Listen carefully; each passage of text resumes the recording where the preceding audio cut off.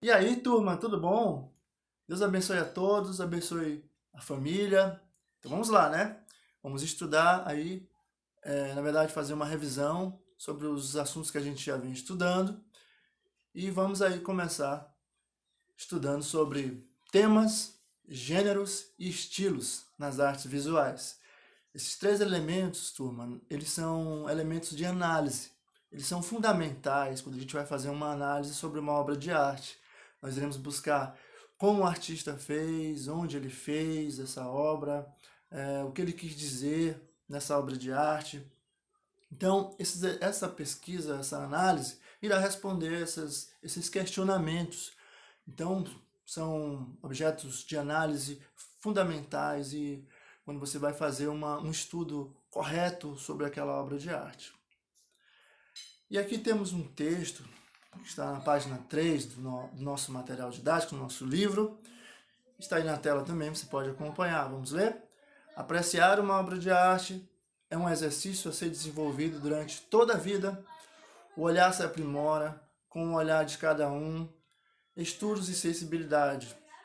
Então, turma, esse exercício artístico de análise, na verdade, vai estar aprimorando o seu olhar. Então, tem que ser um exercício constante. Você vai tendo contato com obras de arte, e aí você vai analisando através daqueles aspectos que a gente viu lá no começo, e você vai começar a ter uma acessibilidade, a ficar livre para analisar uma obra de arte com mais destreza. Então, continuando o texto, de acordo com o historiador de arte Giulio Carlo Agan, ou Giulio Carlo Argana, a arte, assim como todo fato histórico, não é apenas um reflexo da sociedade, mas também atua sobre ela, transformando-a, questionando-a e refletindo sobre ela. Olha que interessante. Então, essa ideia aqui defendida pelo historiador Giulio Carlo Agan, ele vai defender que a arte, como todo fato histórico, é não é apenas um reflexo da sociedade, mas ela é um objeto transformador. Ela vai transformar a sociedade através de seus questionamentos e suas reflexões. Exatamente o que ocorre durante a história da arte, artistas que vão utilizar a sua obra, o seu produto ali, expressando seus anseios, expressando e denunciando também, e tentando influenciar os pensamentos, influenciar as, as ideias, digamos assim, daquela sociedade. Então, turma, a gente vai agora ver alguns exemplos. Na verdade, vamos ver os conceitos. Os conceitos, gênero, tema e estilo. Gênero são os grupos temáticos, história, religião, paisagem, retrato, autorretrato, natureza morta, cotidiano. Então, são os tipos, são os meios que o artista vai utilizar para expressar o tema e o estilo. Então, vamos lá, no tema. É o assunto, solidão, a cor, as questões sociais e etc. Então, aqui o artista vai expor o seu assunto. E o estilo é a maneira, a técnica seguida por um grupo artístico. E como exemplo a gente tem o Renascimento, o abstracionismo, são escolas artísticas em que os artistas eles irão seguir um padrão artístico, seguir um estilo. Tá? Então vamos ver agora sim exemplos. Temos uma obra de Pedro Américo, um artista brasileiro que representou ali o Dom Pedro II. O que seria, turma, esse gênero? Sim, um retrato, muito bem. E aqui, uma obra do Van Gogh, um autorretrato, muito bem. E aqui nós temos uma paisagem. Aqui, essa paisagem ela está lá também na página 6 do nosso livrão aí. Praia em Normandia, de Gustave Courbet. Então, esta obra mostra aí a paisagem refletida pelo artista. E aí temos um outro gênero feito pelo artista Paul Cézanne, ou Paul Cézanne. Ele usou aí o gênero natureza morta, sim, objetos, frutas, todos sobre a mesa. Então são seres inanimados que não têm vida, objetos. Poderiam ter aí também vasos, flores. Essa é a natureza morta. Bom, aí a gente vai pular agora para um outro tópico. Na verdade, uma particularidade, um elemento que vai estar em constante uso na arte, que é a improvisação. Então, a improvisação, ela é uma articulação de conhecimentos. Ela vai demonstrar as vivências, as dúvidas e a coragem para experimentar. Bom, eu vou dar um exemplo aqui na música. Os músicos estão numa apresentação, aí num determinado momento eles irão deixar que o instrumento se destaque mais, por exemplo, uma guitarra. Então esses instrumentos irão abaixar o seu volume e a guitarra irá ali ser o instrumento do momento. Então o artista vai fazer um solo. Então esse solo ele vai ser de improviso, ele vai fazer ali na hora, ele vai criar uma linha, um improviso, e aí ele vai colocar todos os seus conhecimentos, as suas vivências e também a sua dúvida para criar. Eu vou por aqui, vou aqui, e ele vai colocando e vai sair um solo improvisado. Ele vai apresentar de novo em um outro lugar, e aí ele vai fazer o solo. Ele pode até seguir a melodia, mas ele vai fazer um solo totalmente, completamente diferente. Porque a improvisação, ela te dá essa liberdade para você criar.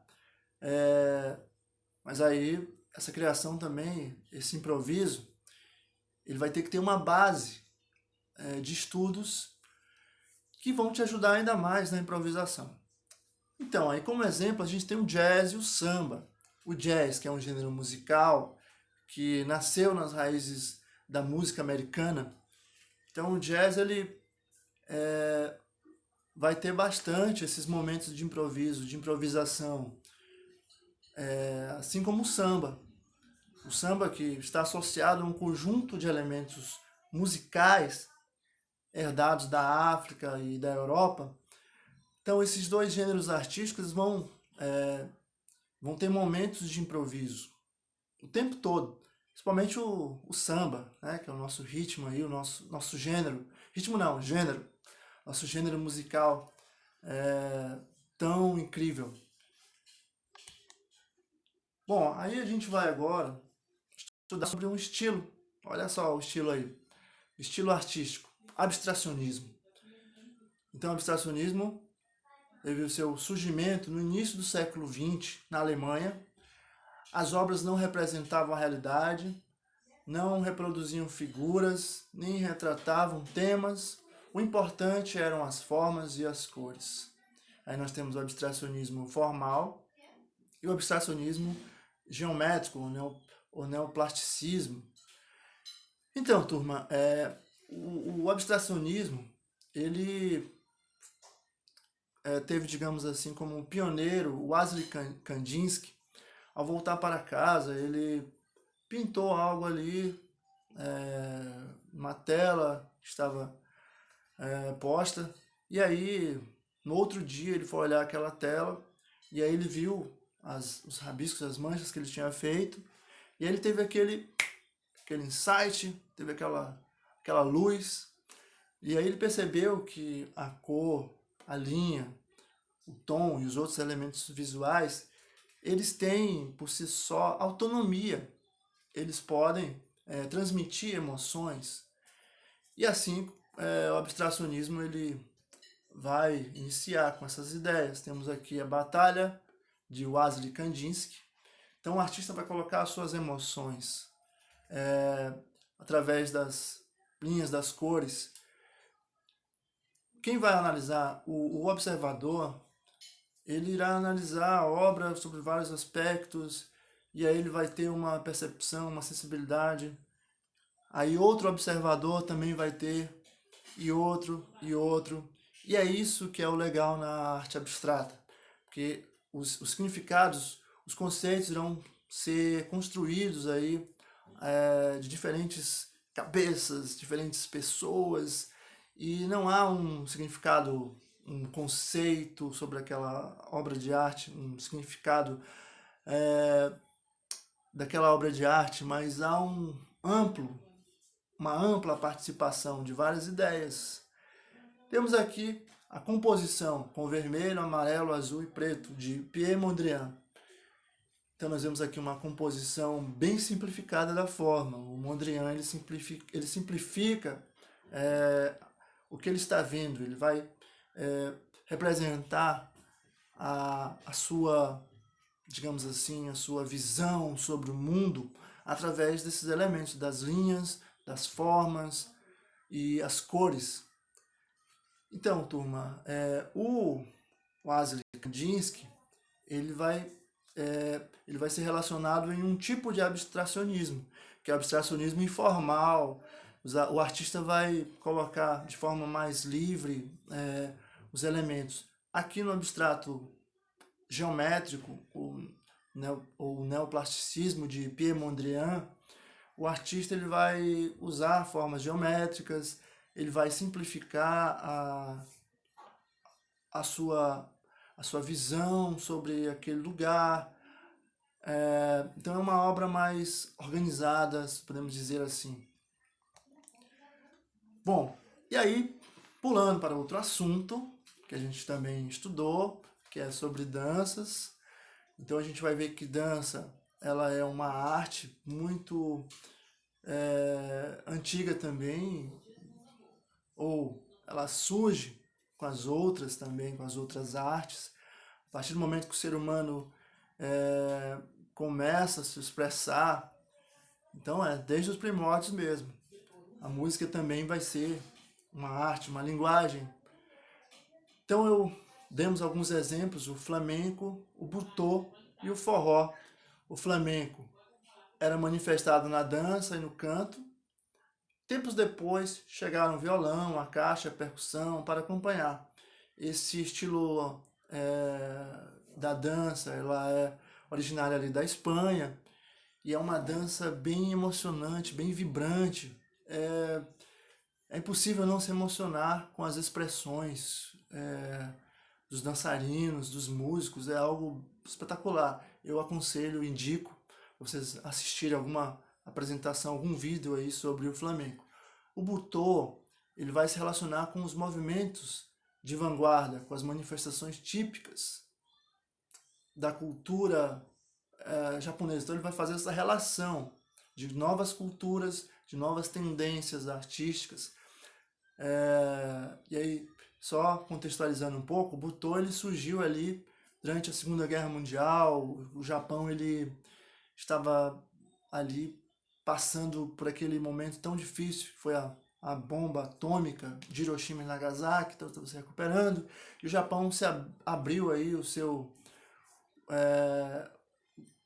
se abriu para outras culturas, e aí houve essa influência. Então o butô também é uma dança que vai buscar uma emoção, o artista ele vai expressar através de gestos, através do seu rosto, da expressão facial, as emoções. Também é um tipo de dança muito legal e muito interessante.